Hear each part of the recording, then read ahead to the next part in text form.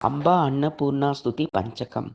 అంబా అన్నపూర్ణే జగదంబికే శివే దుర్గే భవానీ శివప్రాణవల్లభే అనాథనాథే నిజభృత్యవత్సలే మాం పాహి నిత్యం పతితం త్వదాశ్రయే.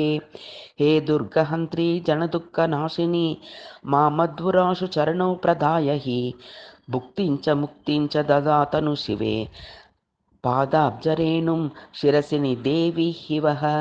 శివస్య వామాంగమలంకృతాంగి త్వమన్నపూర్ణా శుభదాయినీ చ శంభో సదా ప్రాణసమప్రియా త్వం మనన్యభావాం ప్రణమామి నిత్యం. మాతాన్నపూర్ణే జనమన్నదాత్రీం సురాసురై సర్వజనైః సుపూజితాం భిక్షాన్న దత్వా త్రిజగత్సుపాలినీం అంబాన్నపూర్ణే ప్రణమామి నిత్యం. శివస్య త్వం నిత్య సుసేవికాసి సదాశివః సర్వజనాయ ముక్తిః దదాతి శాశ్వత్ మరణేన కాశ్యాం జీవాత్వమన్నం పదదాసి నిత్యం. అంబాన్నపూర్ణే ప్రణమామి నిత్యం. ఇతి శ్రీ స్వామి ఉమేశ్వరానంద తీర్థ విరచితం అంబాన్నపూర్ణ స్తుతి పంచకం సంపూర్ణం.